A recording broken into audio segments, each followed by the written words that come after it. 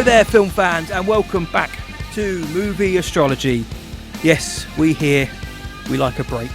My name is Matt Hudson from What I Watched Tonight, and joining me, as ever, to dive into film history from across the pond, it's John Berk of BerkReviews.com. How you doing, sir?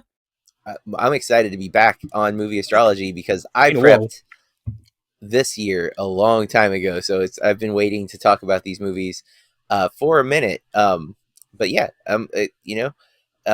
astrology is a unique attempt of organizing our viewing because we watch a lot of movies, and I love having a reason to choose something, right? When we're looking at a year in film, it narrows down the selections, and I'm like, oh, all right, finally I'm going to watch this movie that's been on this watch list of mine that continues to grow, right? Like I keep finding out about more movies or new movies come out. And so I love doing this. I'm glad we're going to, we figured out a way we think it will be better overall. And I think that's what we're looking for.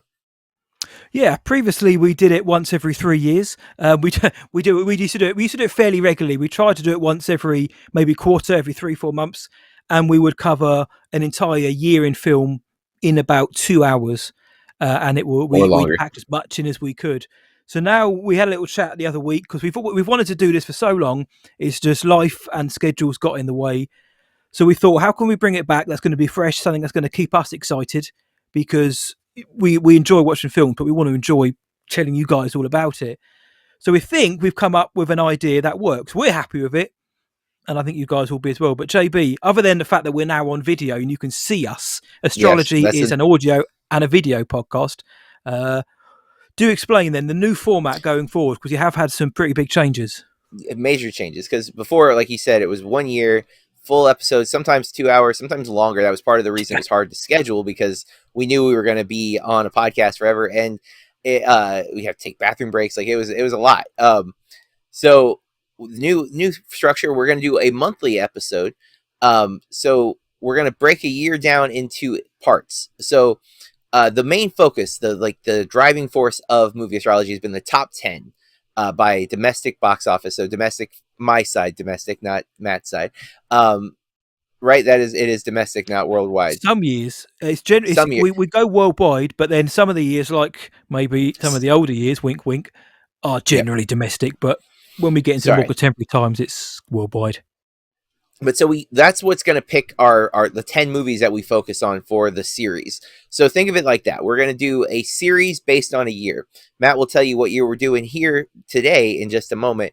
But today is our introduction episode. We're going to introduce the year. We're going to talk about the year. We're going to look at the movies that didn't make the top 10 of that year, but are still important, still relevant, maybe sometimes way better than some of the movies that do make the top 10, because people, for whatever reason, were drawn to something in 1966 that may not be the movie that lives on.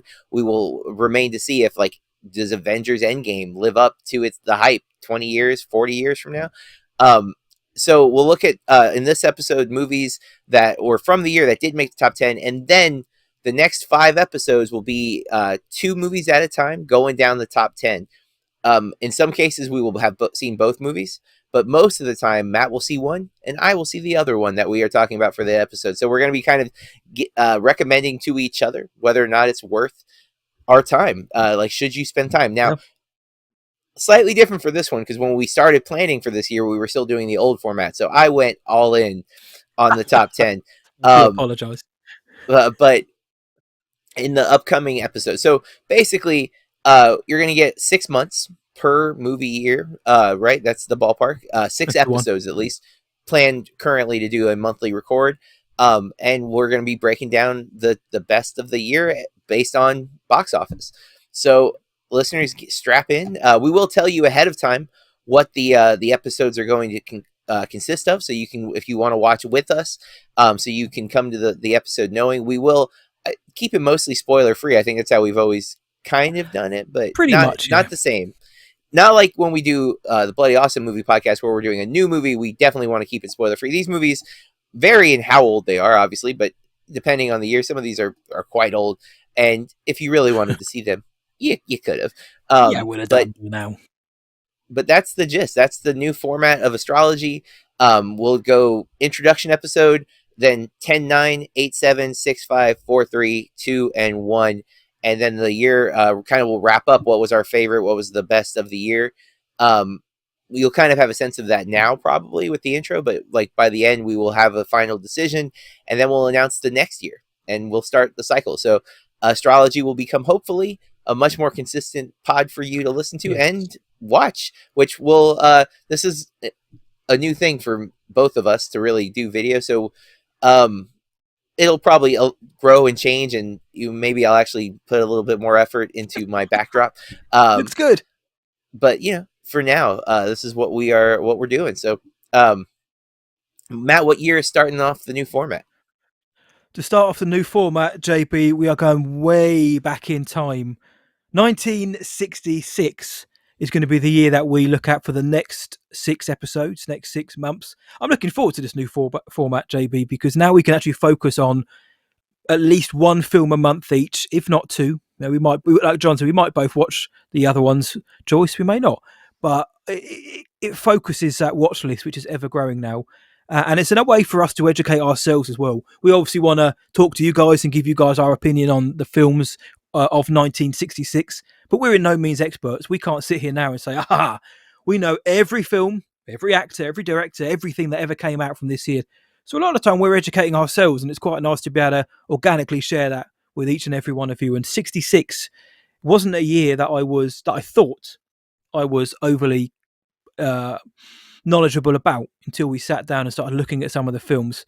But yeah, as we go further in, we'll start unraveling our thoughts on the year in general. But 66, then, let's talk about this year. Let's introduce it. Let's give some context into the year itself before we move into the best of the rest, like JB said. And the 60s as they went on in film, things started to loosen up a little bit. Like the Hays Code went out of the window, which was essentially the motion picture guidebook of don't do anything rude or naughty or offensive. That was thrown out in the late 60s. So the films we got progressively more and more risque, leading into the 70s when everything seemed to blow up. 66, however, seems to be straddling the line of both, I think.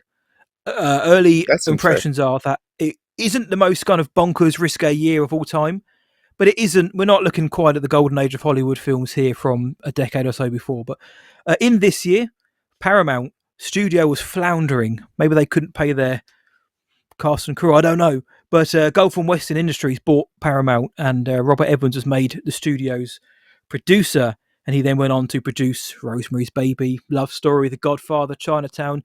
You might have heard of those films, guys. So, in terms of film, there are no kind of adjectives I don't think to describe this year. It hasn't. I haven't kind of researched it. There's nothing that jumps out to make me think this is the year of boom. But I have I noticed some mean, patterns though going through, John. it is funny that you say that, because we haven't really discussed if we're going to keep the Burkoscope Oh, as a we will part be. of the new format. But I watched these movies when that was the old format, so I have um I call it the year of the epic in my, as if you want a little What a preview, tease.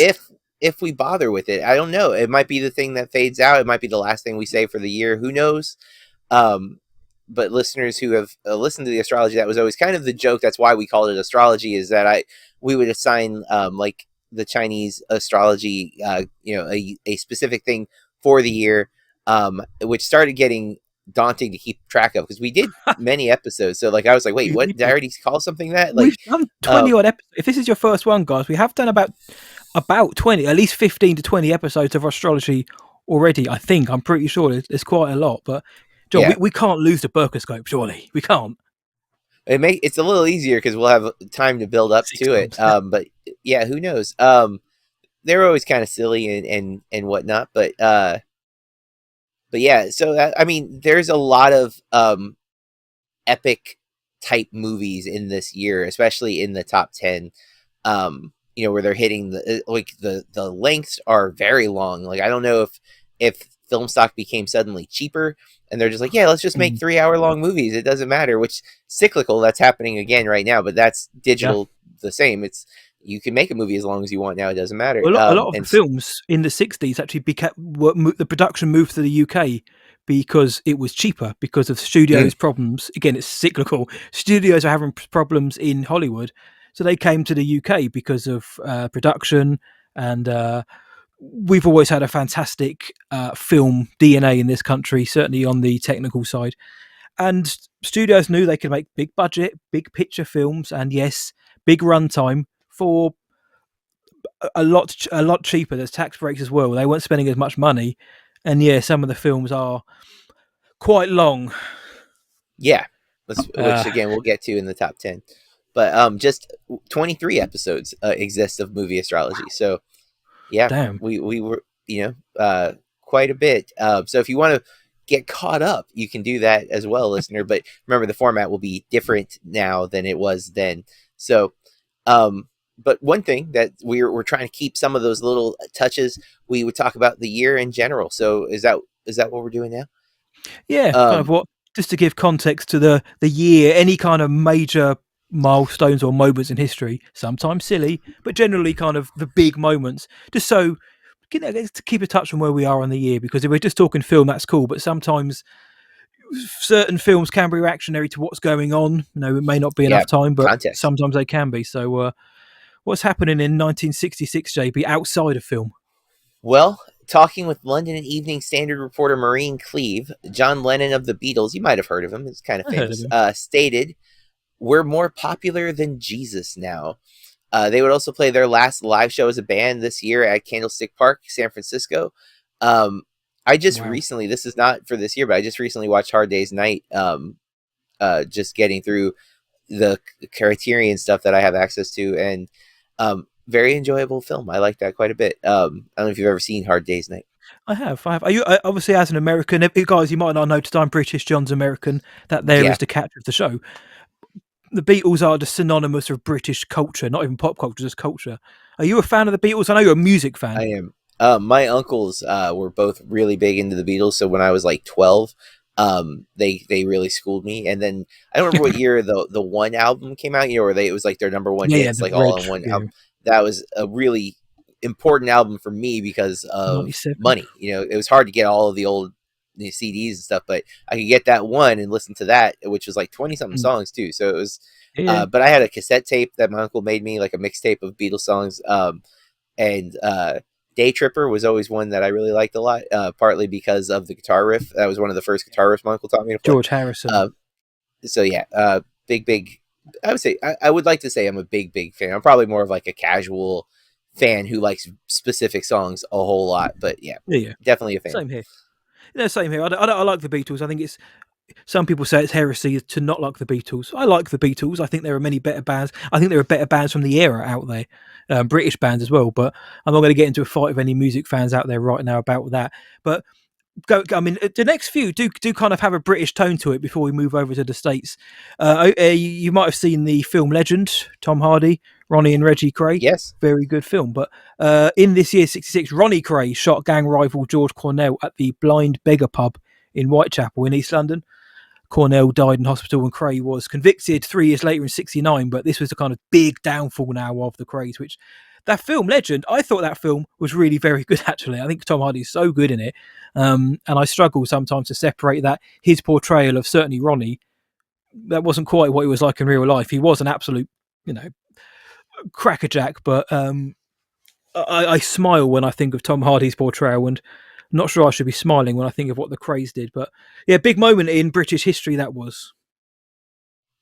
Well, I guess like you said, I don't know what game this is, but England beat West Germany 4-2 to win the 1966 FIFA World Cup at Wembley Stadium.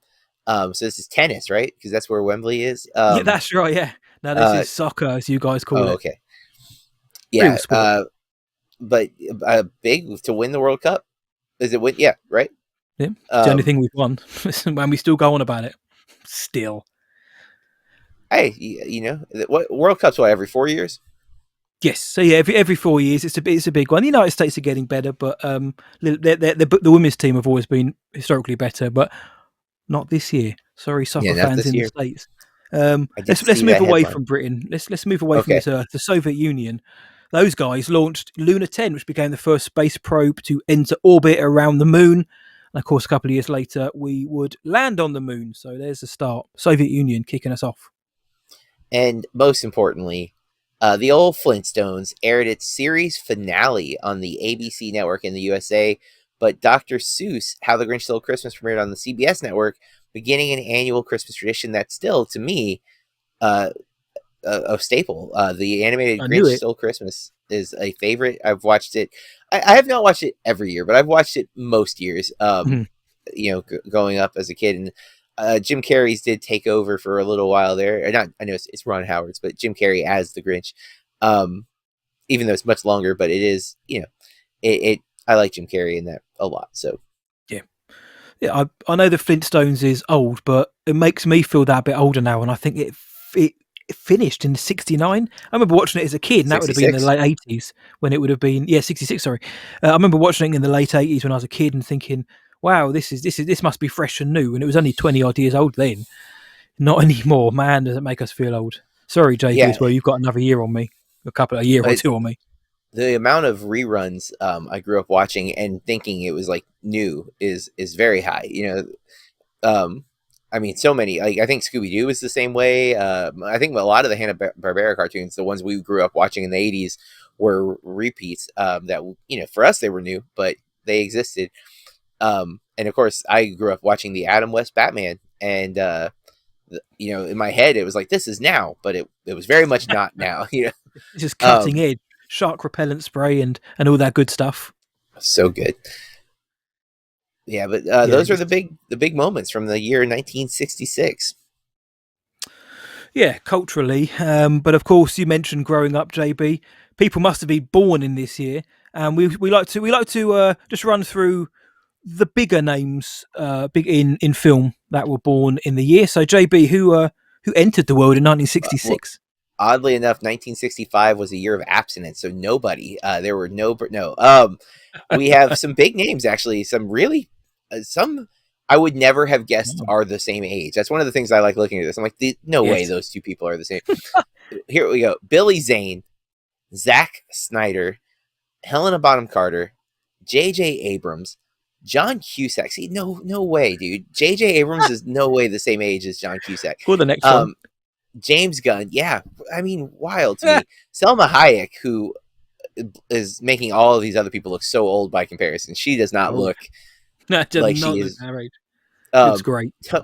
Tony Jones, who I don't, is it Toby Jones or Tony That Jones? is Toby Jones. That is a typo on my behalf. You're Okay, seeing behind the so looking Toby glass. Jones also looks way older than everyone I just said so far. No offense, Toby.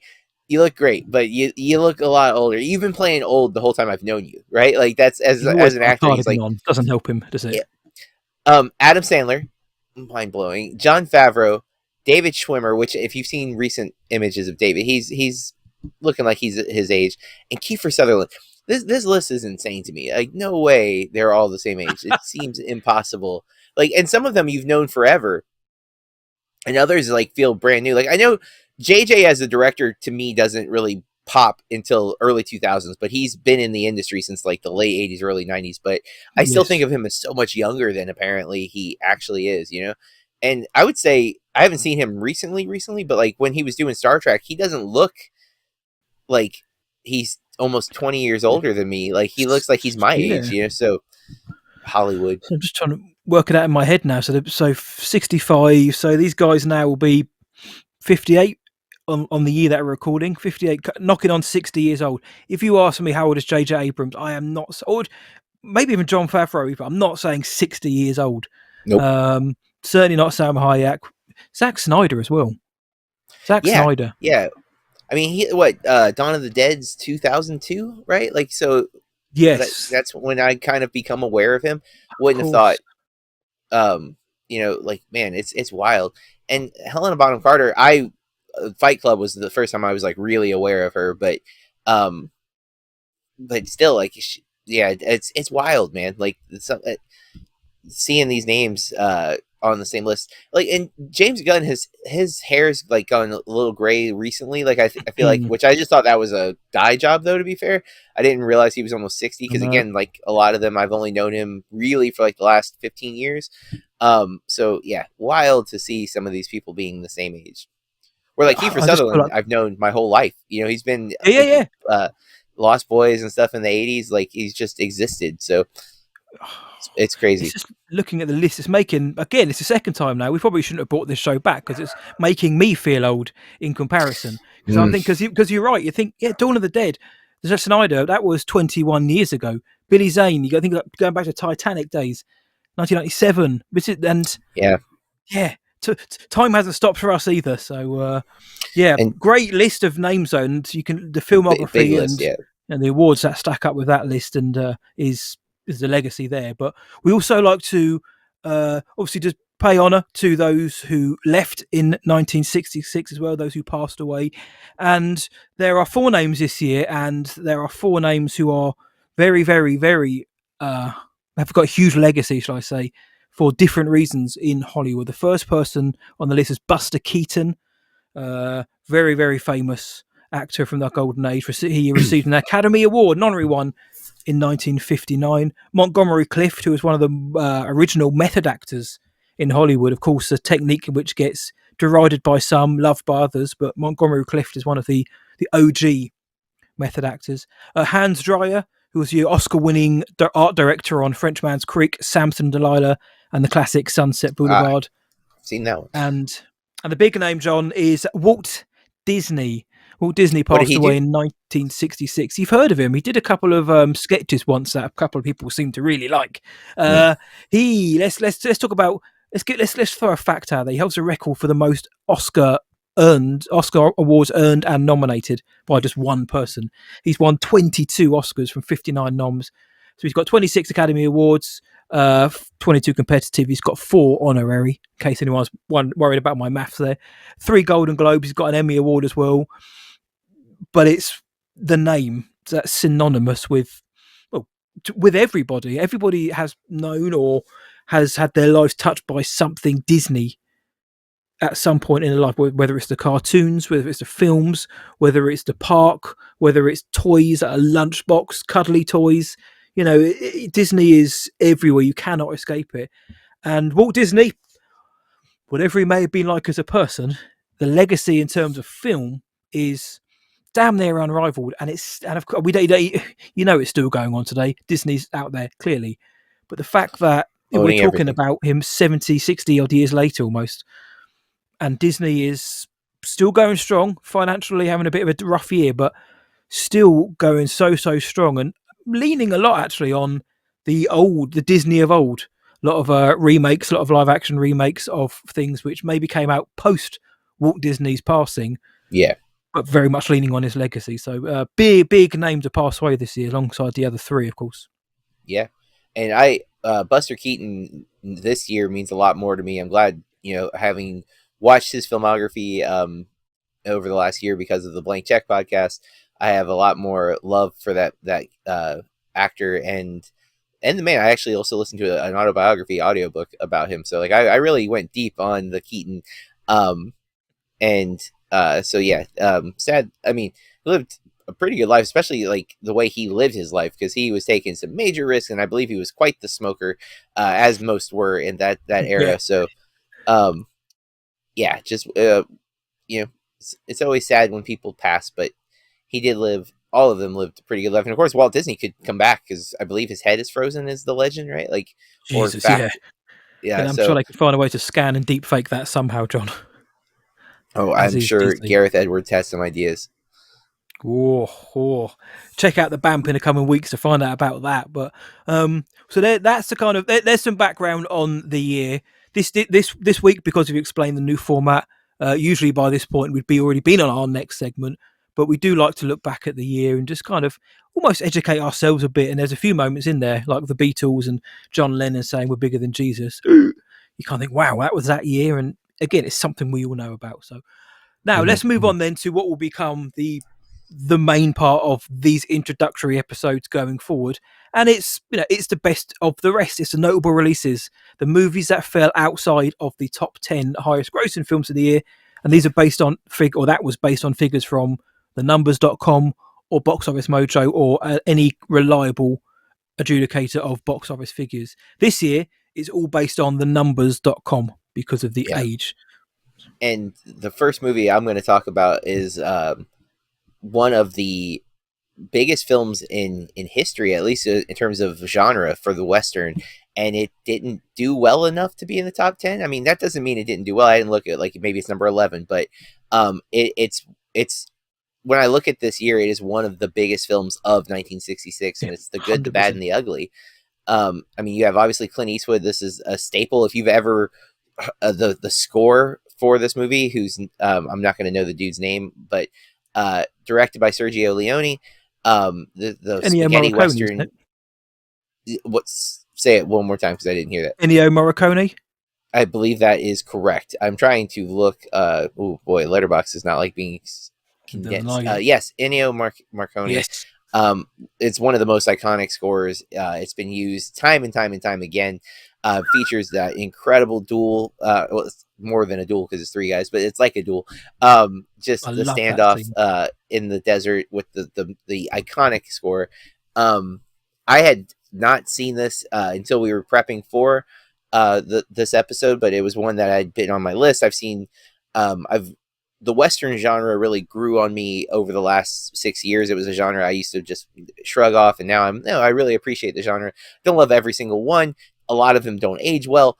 But The Good and Bad, the Ugly is one that you definitely need to see if you've never seen that Western. Have you seen The Good, Bad, the Oh Ugly? yeah, I have seen it. Okay, It's better than just that one scene would suggest, because you think of it the good, is. the bad, and the ugly, and you think of the kind of whistle, the incredible score, and the standoff scene, which is so damn tense, and it's been parodied so many times. It's unreal. Yeah, I don't think it's ever been beaten. Mine. Some have come no, close, but I don't think it's been beaten. But the film is better than just that scene. And I think what you're saying there is right about westerns. Is some, and we've covered some on astrology in the past, where they're good or they're bad or they're ugly, but they don't always age well, for whether it's the dialogue or just how they look or whatever or the attitudes of the time. And of course, we are always uh, we kind of do also look at the time as well when these films came out and how that fits into the zeitgeist then. But the good, the bad, and the ugly stands up though. I don't think, like you said, I think it stands up, stands the test of time, and it is one of the best, most standout scores ever. I'm going to put my yeah, hat on now and say it is. yeah. I mean, it's one people just will always reference. And one thing we also do on the astrology is we talk about the awards, and in the top 10, a lot of times those movies end up also getting awards. Not always, but this is one where I think we're both a little surprised that The Good, the Bad, and the Ugly doesn't have best original score or anything, and it's partly because it Mad. is an Italian production, and the Oscars are mostly an American award show. But still, like, for that film to have the legacy that it has now, it is always interesting looking back at the year itself and seeing that it didn't get the love that it does now. And we see that happen all the time with movies, that especially as critics, where we see them at a festival and we try and we try and we try to, like, Yes. you got to watch this, and then maybe it finds an audience on Netflix or something like that, and we're kind of stunned when it does happen. But like, it is cool to see it, looking at how it did versus like what its legacy is now. It's very compelling. Next movie on my list, I watched because of another podcast, the Film Spotting podcast. They're doing a series of African films, and um, so I didn't pick this one because of 1966, but because my world cinema is lacking. I have watched a lot of movies from other countries, but there's still so many movies from other countries that I don't even know exist, and this was one of them. It's called Black Girl from 1966. It is I believe, a Senegalese film. Senegal is the country, but I think it's Senegalese. Yes. I might be mispronouncing that, but it's You are also right. co-production with France, and uh, it's on the Criterion channel. I think I rented this though on like a digital platform. Um, I'm not going to try to pronounce actors' names because I will butcher them. But That's a staple of um, all of our shows. John trying to pronounce ugh, names, just names, the, is great. I have no idea how to start with an MB as the opening. Is it Mbison? Mbison? Like, I don't know if that's, Um, I yeah. leave that See, to you. I know it. Don't leave it to me. It's terrible. Will. But it's a tough movie, a really really well made film. It's shot in black and white. It's only 60 minutes long, but man, what a compelling story. Wow.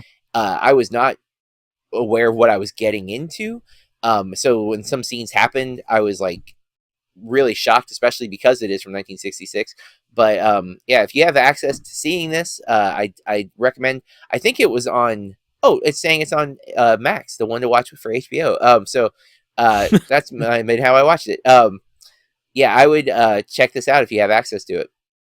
If so, I'm just listening to what you're saying about it being tough to watch. One thing which I think we've mentioned on shows where we've covered the 60s, or kind of certainly the 60s and before, is that not some of the films have a bit of, they're a bit hammy, they're a bit campy. They don't take themselves too seriously at times. Mm. Are we so we see a film that's coming outside of the Hollywood system now. It's a Senegalese film. Is for you? Do you think that's a case of because it's coming from outside of Hollywood? And even now, I still think that like the French New Wave films and what's going Yeah, on in East Asia, their films, they're not shackled as much by demands of a Hollywood system. yeah. This definitely at the time for a Hollywood movie would not have probably been allowed as a story. It's got. Mhm. I mean, you have the noir stuff that came out in the 50s, but there's it deals with some very tough subject matter. Because she is um a French woman is visiting Senegal and hires her to be like the nanny and maid. And she's promised like, oh, you'll come to France, you'll have a nice life in France, and her life is not what she's promised. So she's unhappy when she gets there. She feels like she betrayed her, like leaving her home. So it deals with some real dark themes, and it's not afraid to go where it should like logically in the story go, and that was jarring. So yeah, I think that would make a lot of sense. Well, the two films I've got to jump off with, JB, are probably the polar opposite of Black Girl. The first one is How to Steal a Million, directed by William Wyler, three-time Best Director winner for Mrs. Miniver, The Years of Our Lives, and Ben Hur. This one stars Audrey Hepburn, Peter O'Toole, Eli Wallach, Hugh Griffiths. It's kind of a mystery comedy film. It's you got a very tender Peter O'Toole, very charming as ever Audrey Hepburn. Her costume I found out was designed by Givenchy, so all of her wardrobes look outlandishly stylish and fantastic. And it's led by the music of a certain John Williams, still 1966, scored How to Steal a Million. Good direction, fluid direction from Wilder. I think that's what he's known for. Interesting use of the camera, and it's quite good fun actually. How to Steal a Million, mostly thanks to Peter O'Toole because he's just having fun. His comic timing is very very good, but he's having fun. The dialogue snappy enough with some good jokes, some good pacing. Doesn't feel dated though, particularly, which I know we've already mentioned it, but I feel is something we're going to be referring to throughout the 6 episode run of 66 specifically. Is doesn't feel dated. Does it feel dated? Did some of the jokes land? Were they off color? It's a pretty on the level film. How to Steal a Million. It's just very very silly, and like a lot of the films of the time, it leans into that silliness rather than leaning into the seriousness. It's about a heist. A guy and his family create forgeries of priceless arts. Audrey Hepburn wants to do the heist of the century, steal a million. She wants to steal one of these priceless bits of art, and then the twisted web finds certain people in certain trajectories, and it ends how it does. But it's very chic, very stylish. It's not particularly very deep, not particularly very memorable, but it's campy enough to be Yeah, a bit of fun. There's a moment when Audrey Hepburn and Peter O'Toole. It's a fun scene. It's a lovely scene. They're hiding in a closet. They're trying to disable an alarm. Basically, they're trying to set an alarm off so the security guards think it's faulty and just switch it off so they can waltz in and get what they want. Peter O'Toole's in a closet. He's got a boomerang in an art thing. In a he's got a boomerang and he's just throwing it, setting the alarm off, and of course it's coming back to him. And the security guards come in, turn it off, wait for it to go, does it again. It's ridiculous, but those two, especially Peter O'Toole, steals it. I mean, Audrey Hepburn, I think she's at a part of her career now where she's the roles aren't what she was getting before, I think, and maybe she's kind of just working out what the next steps are, and she's fine in this. She's very charming, but if the film's okay. I mean, are you a fan of Hepburn or I'm a fan of Hepburn. I've actually seen this movie in you preparation. have? You Yeah, saw the boomerang uh, scene. I did. I actually, like you said, it's not very memorable. I was like, I'm looking. I gave it 4 stars on Letterboxd, so I liked it. but I was having a hard time remembering what it was until you started describing stuff. I'm like, oh yeah, okay, I remember that now. I mean, I'm reading the summary, like, yeah, I don't remember this. I mean, it was There over a we go. year ago that I watched it, Seen but enough yeah, since. I like Hepburn a lot. I went through a Hepburn phase, I think, because of this. You know, I watched, uh, man, Wait Until Dark is, I think, I really my like that film. Hepburn. That one's the one that I think everyone should see because it's Hepburn. That's great. I think that was the next Just year. I think it was 67, wasn't it? I think so. Yeah, I it's think it was. and Yeah. you have a very young Alan Arkin. You Mm, know, and it's just such a good movie. And then obviously Roman Holiday and man, I'm drawing a blank. Oh, Breakfast at Tiffany's, the two big Hepburns. But yeah, this one's uh really fun. But yeah, wicked. definitely. And Weiler just being Weiler's one of the five that came back from the Hollywood film directors who went to World War II. So like Yeah, I've yeah. really followed his filmography partly because of that. So this was one that I was like, oh, perfect. It hits all these little checklists for me. It's the 1966 movie. It's Hepburn. It's William Wyler. Let's go. So yeah, I have seen this one. John watched it in preparation for to record in 2022, and here we Yeah. are, basically a year later. So well done. But it's fine. The next film, Hotel Paradiso, not so much. It is directed is Peter Glenville. Directed this, stars Sir Alec Guinness, Obi-Wan himself, Gina Lola Brigida, and Robert Morley. It's it's it's got a film.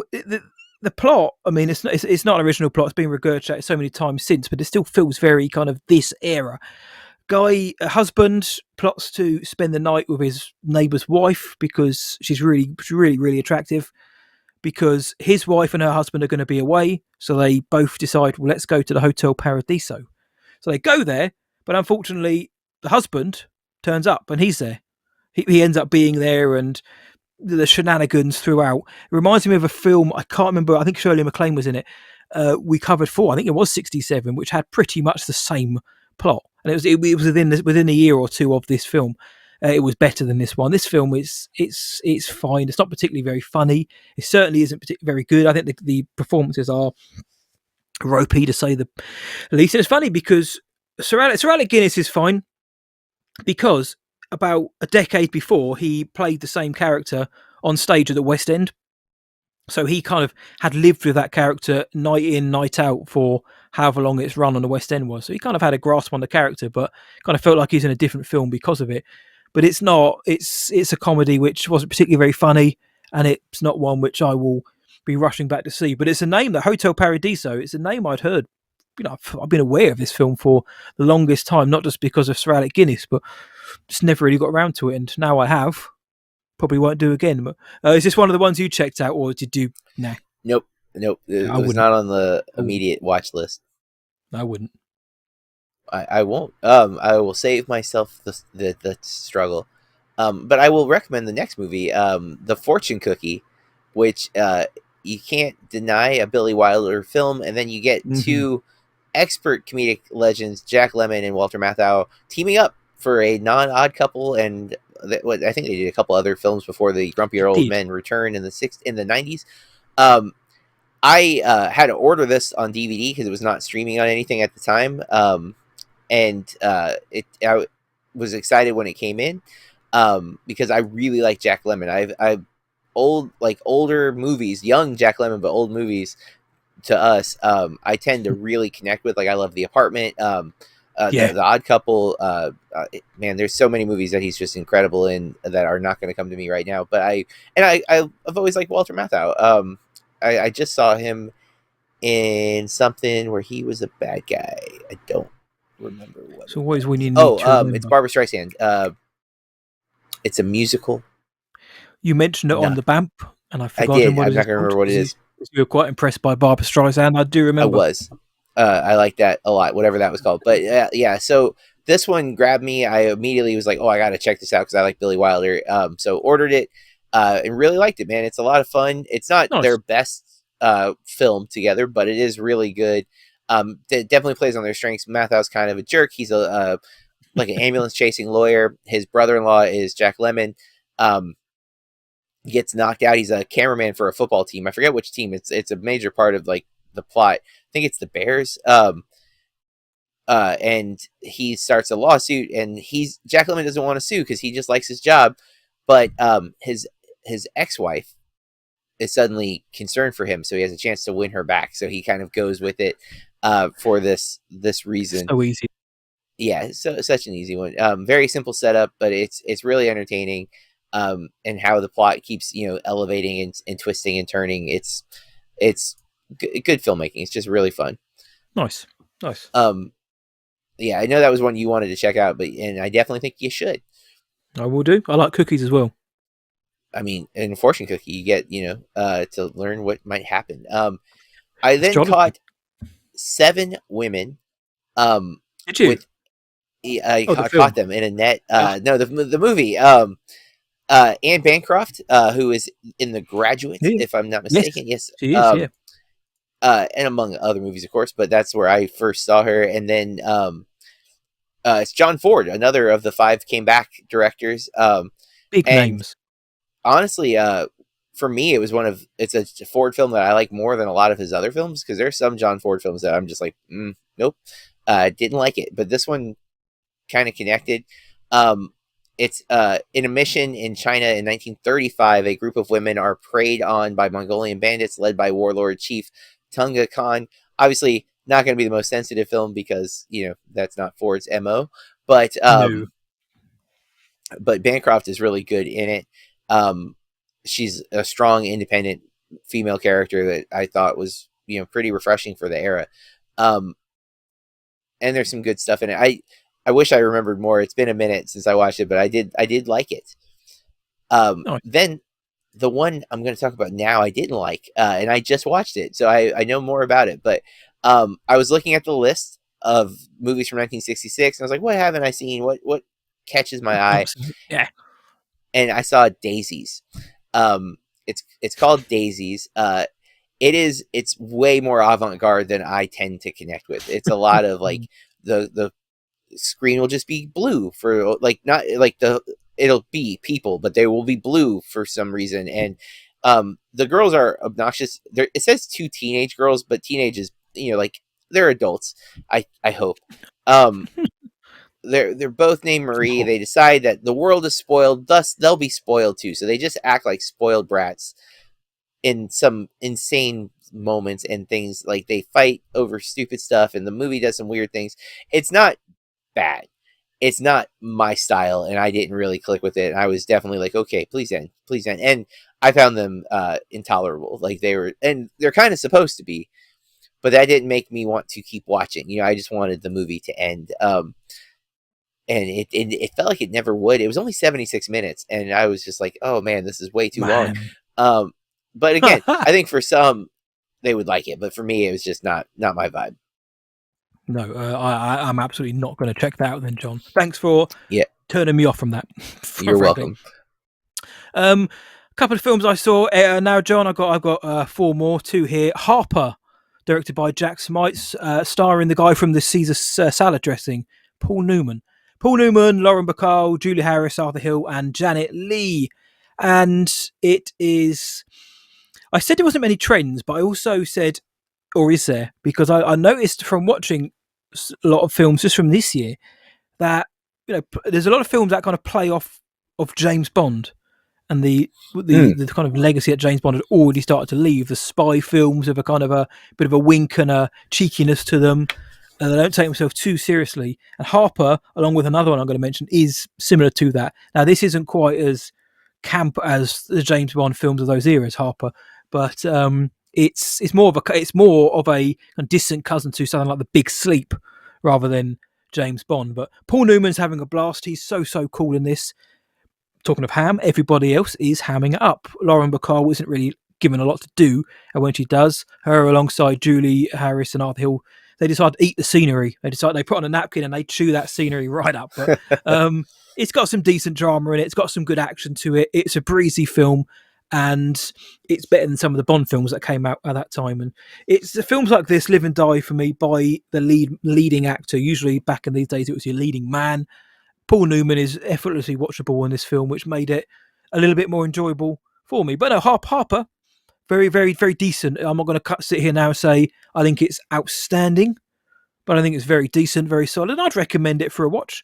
Um, the next film I saw, I wouldn't, and it's Arabesque. Arabesque, directed by Stanley Donen. Again, there's lots of big names in this year. This Yeah. is an era where there are big directors, big actors everywhere.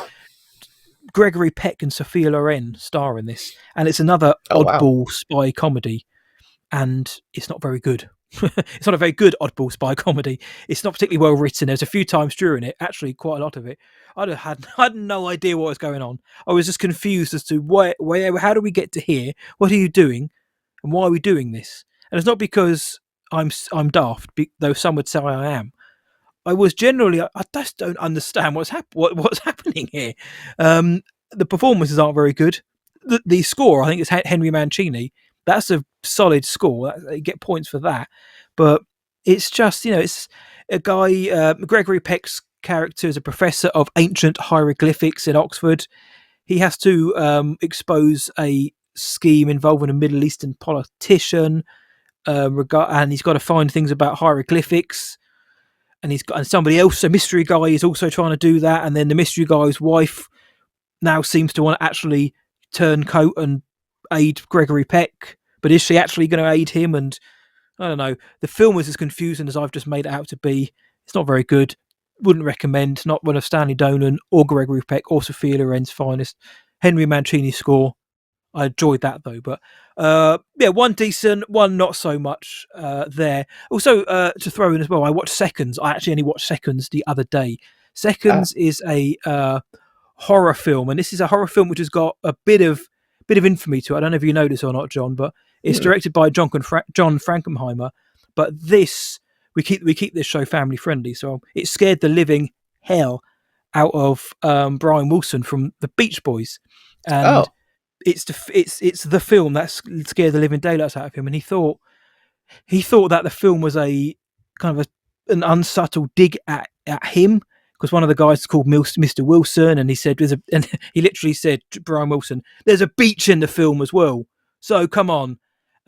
But apparently it scared him so much he didn't go to a theatre for 16 years to watch a Oh film man. because it just frightened him so much. And it is a really, really solid film, actually. Seconds. It's a film which I'd heard of, but never really kind of never really thought to check it out. But again, like you, I like 66.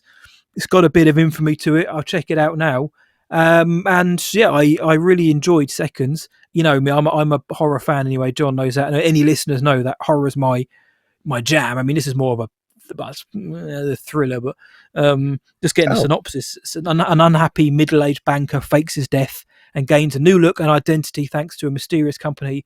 However, his seemingly a new lease on life, comes at a terrible, terrible price. It stars Rock Hudson, John Randolph, Murray Hamilton. Good cast, big cast. But there's a lot of sci-fi elements to it as well, which I quite enjoyed. I would recommend Seconds. I think it's on Criterion, John. I'd The recommend it. cover, the poster on Letterbox is like a fisheye lens looking thing. Is that just for the poster, or is the movie like in a circular frame? No, it's mainly for the posters. It's Okay. to I assume it's because of the whole paranoid vibe that's throughout the whole film. And the It fisheye reminds lens me is of a meant to, documentary yeah. I saw a few Oh, months ago, where it's all if through the the Ring PR team's cameras. listening, sorry I Yeah, didn't watch that, even though I requested it. yeah, it wasn't good. Sorry, Home but it invasion. wasn't.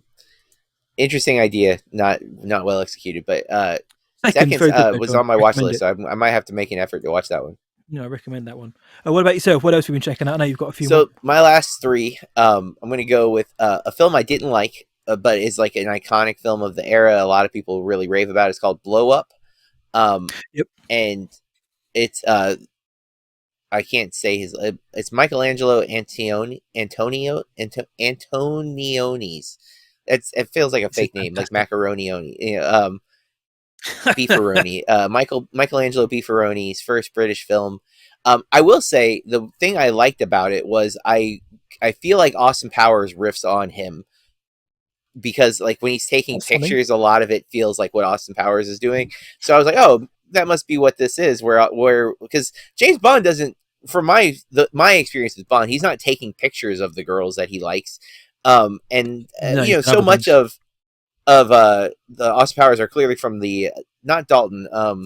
Roger Moore Bond films, right? Like the Roger Moore Bond clearly influences. This is of that same era of the '60s, so it really makes sense that it's there. And I think he even has like a little bit of the there's like the poster is him like straddling a girl and he's like taking a picture of her, and that's like so much of that scene in Austin Powers where he's just doing it. So I appreciated the movie solely because I was like, it made me appreciate Austin Powers more. I'm like, I get that joke now.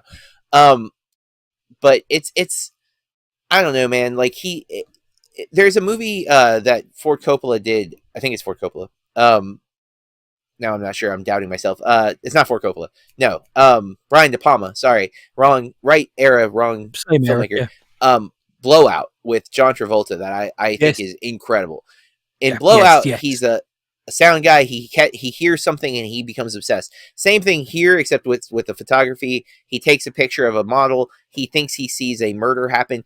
I watching the movie, I'm like, I don't see what you see in the picture. Like, I don't understand why you're obsessing over it. Where like in Blowout, I hear what he hears and I get why he goes after the thing. I don't. I'm not saying I agree with the obsession, but I understand what he's doing. Where here, I'm like, I think you're making it up. I don't see anything in the picture, and so I was never really following the plot. And maybe I just missed something. Maybe it's my eyes. I don't know. But um, it also it takes like some weird '60s filmmaking liberties that I didn't click with. It did not work for me. Obviously, a lot of people really like it. It's David Hemmings, Vanessa Redgrave, Sarah Miles, some other people. I think Vanessa Redgrave is an actress who I was familiar with. But yeah, didn't quite click for me. It's very Hays Code is gone, so like sexuality is a big part of the film too, and that's yeah, it didn't work for me. Where this movie, I watched Ingmar Bergman's Persona, which I think I've only seen the Seventh Seal previously, Mhm. um, and I really like Seventh Seal, and I like these kind of existential films that Just to you be know here. make you sit and kind of ponder, and they're not always the most engaging in terms of like what's happening on screen is sometimes chill, but I was really not sure what I was getting into with this one because the only images I'd seen of the film are from the opening, which is a weird kind of like dreamlike state where this kid is watching two women on screen. And he like puts his hand to the screen, and that's what even like the cover. It's that oversaturated. There's just like white with these black and white faces. That's only that part, and then it becomes kind of a normal movie. Like they're in a room, they're talking, some weird stuff happens, but it's a normal looking film, Mhm. and I definitely it's thought provoking. It actually feels kind of relevant now because there is this idea of like persona, and there's a big famous actress and she's having like a breakdown, she's not talking anymore, and she's meets a nurse, and the two have similar parallels. BB Anderson and Liv Ullmann are the two actresses. They've worked with Ingmar before as well. Yes. uh Obviously I watched it. It's one of those films where it's like talking good about it seems dumb because it's like one of the most well-regarded films like of all time. So it's like, yeah, It's lauded from this year, isn't it? yeah, it's a big one, but not in the top 10 because I guess even back then, you know, it's a foreign film, so it's for a select audience. Yeah, I And then haven't Matt, seen Persona. I have seen some of Ingmar Bergman's films, and I agree with you. You can't that's sit on your phone and watch them, can you? You gotta no, watch. no, You gotta especially because it's watch. not in English, so you gotta like My read the Swedish isn't subtitles to great. really follow. It's because everything that's being said matters like Yes, significantly because yes. it is a very talky film. So um this one, the last one I'm going to talk about, I hope you've seen, but this is a movie I did not watch last year in preparation because I've seen this film a few times in my life. The 1966 Batman movie. This is at the end of the series, if I recall correctly. I think the series had already ended, and this was like their last attempt of like Adam West, Burt Ward. They get all the players back into this movie. We get if I remember correctly, I think they have multiple actresses. Even like they return the Catwomen come back. I think it's Lee Merriweather is the main one, but I feel like they have some of the other ones in it. Trying to look at the cast list, I'm not seeing Eartha Kitt, so maybe I'm just misremembering things. But I grew up huge fan of the Adam West Batman, and Cesar Romero's Joker with the mustache just painted over.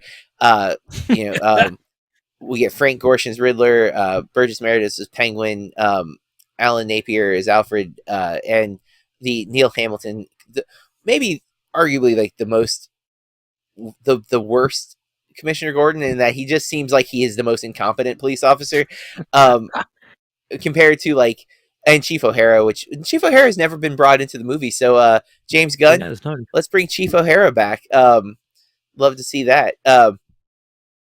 But yeah, I this movie's got some of the stupidest like riddles, because like there's a part like what weighs 100 pounds and sits in a tree, and he's like a robin with a machine gun, or a canary with a machine gun. I'm sorry, it's a canary with a machine gun. It's like, what? Why would you guess that? Like and stuff like that. And obviously you mentioned the shark repellent. That it's got some of the staples. Batman trying. Classic. Some days you just can't get rid of a bomb. Like it's so camp and of the era, and it just man, it's so much fun, especially when you think of how the character of Batman has become so self-serious and so violent. The Adam West Batman is all of the opposite of that, right? Like he's kind. There's I mean, there's a lot of like 60s sexual tension, and obviously there's always been conversations about Robin's Daisy Dukes. But there's the Bat 2C shows up. I don't think in the movie. I think that was in the series, but it's just the movie epitomizes all of what the 60s era Batman was, and it's a lot of fun. So I am surprised it's not in the top 10, though, that like Batman didn't have the draw that he does after Tim Burton's. He didn't bring people to the box office. Yeah, no. If there was one film, just look other than with hindsight, the good, the bad, and the ugly, you look at that and think, surely that had to be one of the top 10 Yeah, highest grossing films of the year. But no, surely, I mean, you'd look at Batman and think, well, you've got the Batman series. It's now on the big screen. Surely people would have flocked to have gone to see that, but clearly not. And it's 60s Batman. I saw it last year, like you did as well. Like a lot of the films you did, JB. I saw that one last year in preparation for recording this last year. And I can't really say much more than what you've said. It's just 60s Batman distilled into a feature film, and it's fun. And I don't know if it is just the rose tinted glasses or the nostalgia, or just kind of sometimes you need that stupid escapism, but you can't help but just smile at the idiocy of it. Like you said, the whole riddle, canary, the machine gun. What? Fine. I think it's funny because if that had been in a new film, I'd think that's stupid writing. But something about sticking it in a film, because it's not, because like you said, films now, certainly Batman one, sorry, so much, certainly the last one, which was fantastic, but so very serious, so very yep, grimy, gritty, and dirty under the fingernails. These ones are a breath of fresh air, so you can get away with, frankly, awful gags like that, and it and makes you smile. It makes me smile. yeah, a very small United Nations too, right? Like it's supposed to be Yeah. like they're like in a conference table. It's like 8 chairs. It's like, yeah, I don't. That feels off by a lot. As a kid, I didn't catch that. As an adult, I'm No, like, that's not right. But more they get countries in it than that, I think. dehydrated, and they're like little powders. Oh man, so goofy. You let Yeah, you're smiling thinking about it. See, that's yep. that's what it should be doing. I saw two more films, JB. I've seen one Well, of these. you have seen one of these, which we can converse about this one. I'll save that one for last then. Okay, The film that I don't know if you've seen or not, but you may have done, is Gambit. Not the Marvel character, but this is unfortunately, no, it's not. Yeah, directed by Ronald Neame, stars Shirley MacLaine, Michael Caine, it rhymes, and Herbert Lom. I will ask you to do a Michael Caine impression in a minute, JB.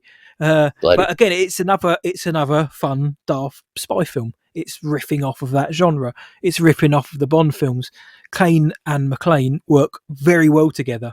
They are so good together. I really, really enjoyed watching. Shirley MacLaine is a fantastic actress, and that is something which I found from doing this show.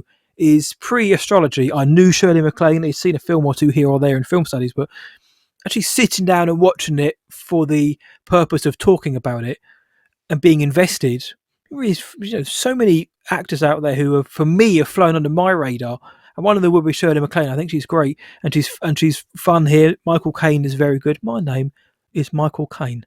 I enjoyed the beginning of this. It's kind of like fake out opening salvo before we actually got to the film itself, and the disparity between the opening salvo and what really happens is quite fun to watch. It looks good, it works well, and I enjoyed this. It's a spy films and spy this isn't a spoof film, this isn't Austin Powers, but a kind of films that riff off other films in the genre aren't always my favourite. Similar to westerns, I'm not the biggest fan of westerns. I like a western, but in these kind of 50s and 60s, it's like chock full of western films. I think, oh man, I got to sit through 10 westerns.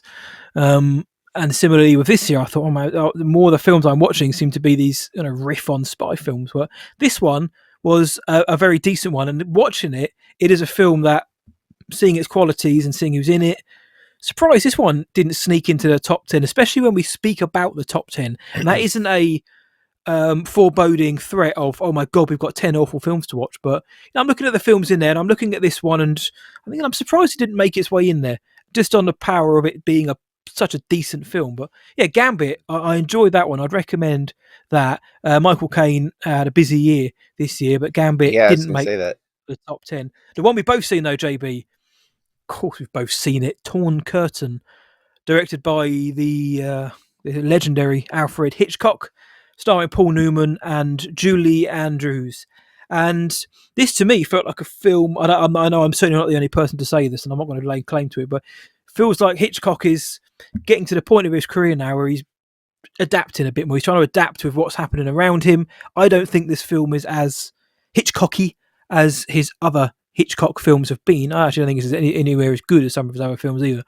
I don't think the cast are very good, mainly because, well, actually, no, okay, I don't think the cast are bad. I think the chemistry is terrible between Yeah. Paul Newman and Julie Andrews. And I read up about this and found out that, because we know that Hitch he didn't always have the best relationship with his female leads, but apparently Julie Andrews said he was always very polite to her. She just said, he just didn't give me anything to do in the film. I took the film because I wanted to work with Hitch, and I've done that now. But the film itself doesn't really stand out because I didn't really have anything to do. Guess what? It's too long. I finally said it. It's taken me a whole episode, but this film is 2.25 hours, maybe. It does not need to be 2.25 hours, but I think No. just for me, it just felt like there was less Hitchcock flourish. It was a nice symmetry and nice flourishes, but it just didn't feel like the Hitchcock flourish and flair from before. And as is the case with a film 3 or 4 years later, there's one scene that's fairly violent for a Hitchcock film in this. But other than that, it's not his best work. Not an awful film, but certainly not Hitch's best work. Is this what you're going to say? You think it's his best work now? No, not at. I mean, I'm anyone who's listened to anything I've talked about. I'm a huge Hitchcock fan. I still feel so lame saying I like Hitchcock or Spielberg because it just feels like, oh, yeah. You lame But fan. yeah, but no. I'm pretty basic. I put Rear Window as my favorite Hitchcock, but Strangers that's on a Train, man. I mean I love Strangers on the Train. I wouldn't put Well, it in my top five. But it's in my top 5 of all time. wow, Rear Window's in my top five of all time. So there you go. And but again, and I love Psycho though. Yeah. I'm James Stewart's my guy. So like Stewart elevates Rear Window for me. I also think Rear Window is just like seamless, right? Like he wastes no time, which is not the case with Torn Curtain. Torn Curtain Yeah. definitely takes its time, and you're just like, when is the curtain gonna tear? I'm kind of done. Hey, Like, puns. um, but I was, aside from the Hitchcock's the reason I watched this, but Yeah. Paul Newman is an actor who I've was not really aware of as a kid. Like I didn't see a lot of his movies until the last few years, but like I've Butch Cassidy and Sundance Kid, I've really become a big fan. I like The Sting. I like The Color of Money. I haven't watched The Hustler yet, which I own. I own twice now, but I haven't watched, which is a prequel to The Color of Money. Hudsucker Proxy with the Coens, and obviously Cool Hand Luke. And and he's in like Cars and stuff. But like this was a movie that I was like, oh wait, are you telling me Paul Newman and Hitchcock work together? How can Yeah. I not know about this? And then you watch, you're like, oh, because it's late Hitchcock. Decidedly average. I've also watched. I still haven't watched The Family Plot, which is the last Hitchcock. But I've watched Frenzy, which is I think his return to England. Yeah. That's the And violent one. The clearly more violent one. Hitchcock. I think Hitchcock may have benefited the most from the Hays Code because I think when he was free to do what he wanted, he goes a little too far with some stuff. Like Less sometimes style. goofy, but yeah, like when in Frenzy, like the Thai killings, Yeah. the rape Strangulation. sequences are so troubling. It's like and that's not what I think of when I think of Hitchcock, a Hitchcock right. film. I mean, And I think of more subtle touch almost, and they're not always the most subtle, but there's more but behind the eyes. visually And subtle because he couldn't yes, show whatever he wanted, so he had to figure out exactly. different ways to do it. And this is why, like, Psycho is that shower scene is so important because he doesn't ever show anything, Yeah, but you we imagine if sure it was feel like he done does. now. Yeah, I know it was Yeah. remade, of course, we all know that, but if it was done now in 2023, you're getting blood everywhere, and you're going to see Yeah. the knife Oh, go. And then the over subtlety and is over. lost. Yeah, Yep. And yeah, yeah. that's like torn curtains. Like Torn Curtains, a lesser North by Northwest because it's another spy movie. It's another, this Another who's spy double film. Yeah. crossing who, and it just and like you pointed out, the chemistry is just not there. Where there's tons of chemistry with Cary Grant and gonna forget her name, even though I No, shouldn't. we haven't Um, done our research on these yet, John. yeah, well, and that's not a We 66 should movie, do. but nevertheless, Torn Curtain, not a disappointment. Like it's still a better movie than a lot of other stuff because it's still Hitchcock, but um, yeah, Eva it's Marie definitely Saint. it's the end of the Hitchcock era, and it is, yeah, you feel it. You feel it's not as good. So Yeah, it's and look, we're fans of Hitchcock as much as we are fans of any other big directors, but we're also honest as well. It's not good, and it's not good. yeah, I I'm don't like sure every it's somebody's Spielberg favorite. movie. Well, exact same here. I'm sure it's somebody's favorite Hitchcock film, but certainly wasn't mine, and I'll happily say that as No, well. But but was there any other maybe films you they saw, should JB? You watch. wanted to... No, that concludes the honorable mentions. I think. Yeah, listen. There was this is in 1966. There was a few. I mean, there probably could have been a load more, and there'll be years when there are a lot more, and we'll work around how we'll do that. But and again, this episode's gone on 10, 15 minutes longer than we were expect because of the introduction. We just wanted to make sure that you guys are up to speed. But I enjoyed it. I'm happy, man. It's good to be back in the astrology Yeah, saddle, isn't it? It's good, isn't it? I, I'm excited for the next 5 episodes talking about the 66 movies, but I'm also like I'm already looking at the next year, thinking, okay, should I start watching the movies already, or should I wait? Because Yes. that's part of the fun of this for me is like, what do I got to track these down? I got to figure out how I'm going to watch them, um, and finding the time, which this year was hard to find the time for some of these because it was like, okay, well, this is a 3.5 hour movie I have to sit and watch. Am I going to do it in one sitting? Am I going to break it up? How am I going to do this? Especially So what the subject matter was of some of them. yeah, Hmm. and it's always interesting to see what people were dropping their money on, right? Like Yes, assuming like 100%. the 66 TV's going, TV is strong in 66, like so people are probably not going to the theater quite as often. It wasn't the only source of visual entertainment anymore, and it wasn't a new source of visual entertainment. Like it, like back in the day. So it's interesting to see what people are like. Well, we have to see that on the big screen. Like Barbie now. People are like, oh, I can't wait for that one to be on Yeah, Netflix. I got to go pay my money. Um, Re-released this weekend in IMAX with apparently some deleted scenes or something. I haven't. a couple of minutes extra added. Yep. Yeah. Are you going to go back and watch it?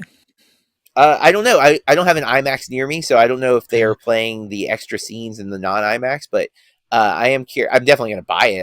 I saw it twice. I'm down to watch it yep. again.